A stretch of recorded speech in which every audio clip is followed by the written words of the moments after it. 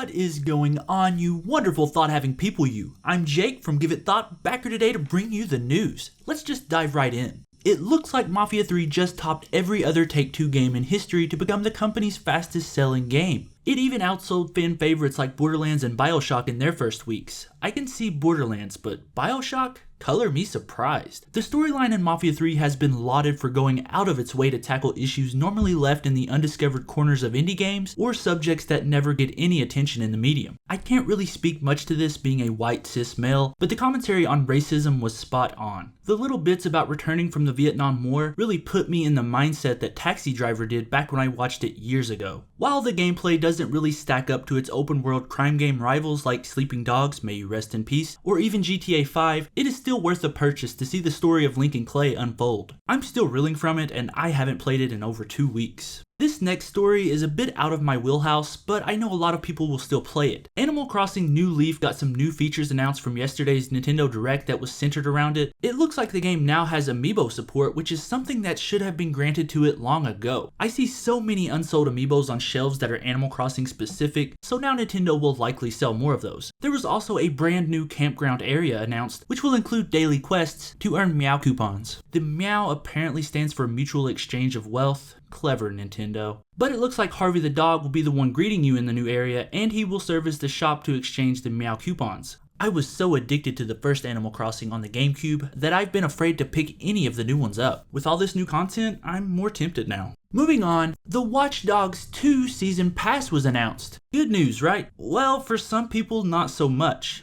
The cost of the pass has gotten some gamers in a tizzy. And yes, I said tizzy, so you know I'm serious. The season pass is priced at $39.99, which is 2/3 of the actual game's price. DLC is of course the bane of some gamers' existence, and when it seems overpriced, they sure let you know it. According to the reveal, the pass contains 5 DLC packs that were released between Day 1 and spring of 2017. And yes, there's some Day 1 DLC in there. Specifically, it's called the Psychedelic Pack, and it includes some additional vehicles, weapons, and outfits. So not much in story content right off the bat, which may be a good thing. I don't know how I'd feel about getting story DLC on Day 1. While I'm on the subject, tell me what you think about Day 1 DLC down in the comments. But Ubisoft has also announced the rest of the DLC to come over a set time period. The next one set for release in December is called the T-Bone Content Bundle, and it contains the same kind of stuff the first one has, except for an additional co-op difficulty level. Next up is the Root Access DLC, which looks to have a Zodiac Killer mission, which looks really cool. And the final two seem to be story-based content, and they are called Human Conditions and No Compromise, respectively. The final one has a story based around the Russian Mafia, so maybe that'll be good? I don't know. Judging by the first Watch Dogs, which I wasn't impressed by, I'm not too sold on this one yet. It looks to have a lighter tone than the first, but that's about all that separates the two of them. We'll see though. We also got some more Mass Effect Andromeda news today, courtesy of a Game Informer cover. It shows off a mysterious helmeted female character whose identity is at this time unknown. If you've been following the Mass Effect Andromeda news cycle, you may be quick to jump and say, "That's Ryder, you dummy. Why don't you give that some thought?"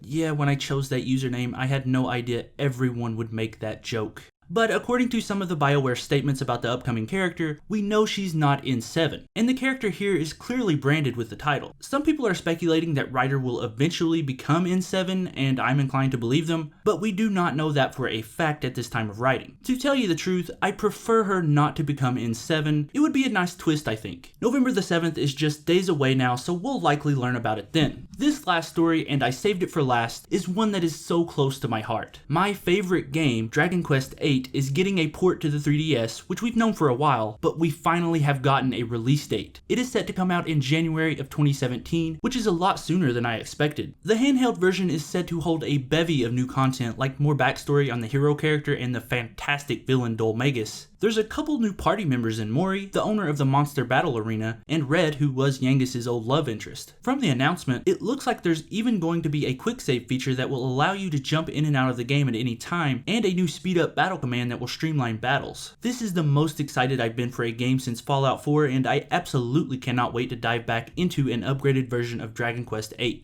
So what do you think about Mafia 3 outselling all of 2K's previous games? And what about that secretive Mass Effect character? Any idea who she is? If you have any thoughts on any of the stories today, let's talk about them down in the comments, especially Dragon Quest VIII. I will talk about that all day. But I think that's where I'm going to end things today. If you enjoyed this video, you know what you have to do. Hit that like button for me, and if you're new here, why not subscribe? If you want to be caught up on all the latest gaming news, the best way to do that is to be under a subscription. But I guess that's about it for me. Thank you so much for watching, and remember, give thought to everything.